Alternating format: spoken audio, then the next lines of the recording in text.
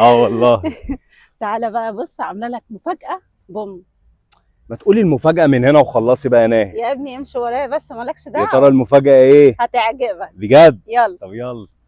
ايه المكان ده؟ تعالى بس. ماشي. ماشي تحت. اتفضل يا حبيبي. ماشي يلا شوف.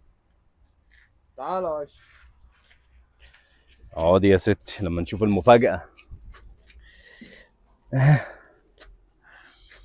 لا لا مش عايز، لا لا مش عايزين نشرب حاجة شكرا. دي ماما يا محمد. نعم؟ ماما ماما. ماما؟ ايوه. مامة ايه؟ انت مش قلت لي مامتك شغالة في بنك؟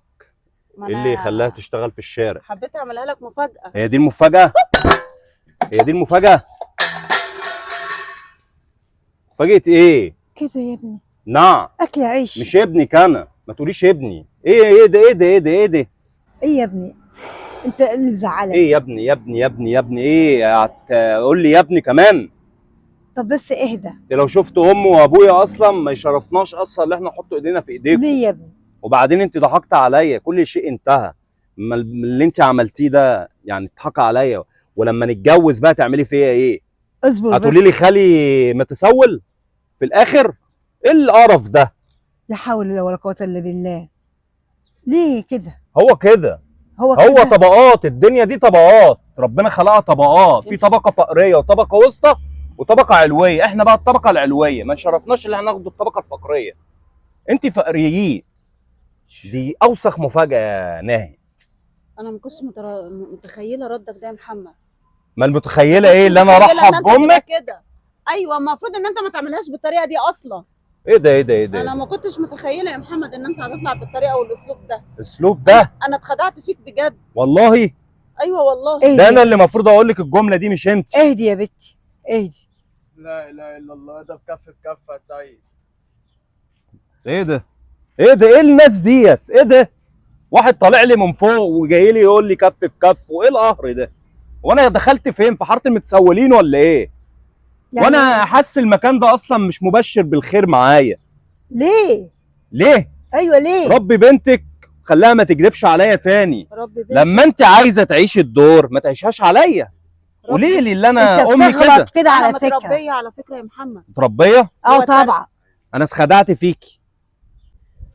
اخص عليك يا محمد. انا اللي اخص؟ انا اتخدعت فيك، انا ما كنتش متخيله ان انت بالطريقه دي. بالطريقه ايه؟ انا مش فاهم حاجه. ايه اللي ده؟ انا اللي المفروض اقول لك كده مش انت. انا هقول لك يا محمد. تقولي ايه؟ العربية انت راكناها فين؟ انا ركنها ورا يا ماما. بقول لك ايه، ايوه يا حبيبتي. معايا محمد زميلي في الكليه. اه. حابه ان انا اجيبه اعرفه عليكي، ايه رايك؟ طب تعرفيه عليا؟ اه. انت مفهمه عني ايه؟ انا قايله له ان انت شغاله في بنك، ما طب قلتلوش كويس. اكتر من كده. بصي انت عارفه ان الشباب الايام دي ملهاش امان، فانا هعمل له اختبار صغنن قد كده.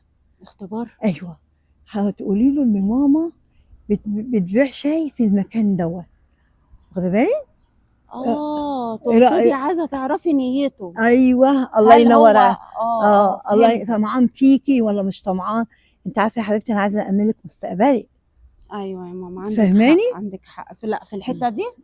فعلا لازم نعمل له اختبار. نعمل له اختبار. لان الناس كتير يا ماما لا تجيبيه البنك تتغش فيها. ولا تجيبيه البيت ولا تعرفيه مكاني غير وانا ببيع شاي.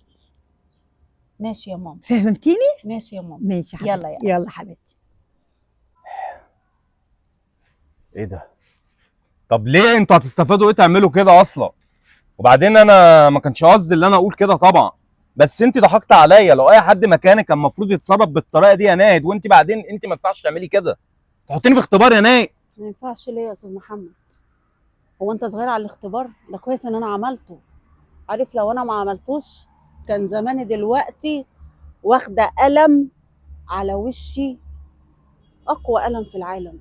عارف ليه؟ عشان هبقى اتغشيت فيك. كنتش متخيله ان انت بالطريقه دي قوي. افرض يا عم انا واحده فقيره ومعيش ومرتبطين ببعض، هتيجي تعاملني بالطريقه دي يا محمد؟ اخص عليك، اخص. وانا ما شرفنيش يا محمد ان انا اعيش معاك ولا اكمل حتى صحوبيتي معاك. يلا يا ماما. اسمعيني يا ناهد خلاص. يلا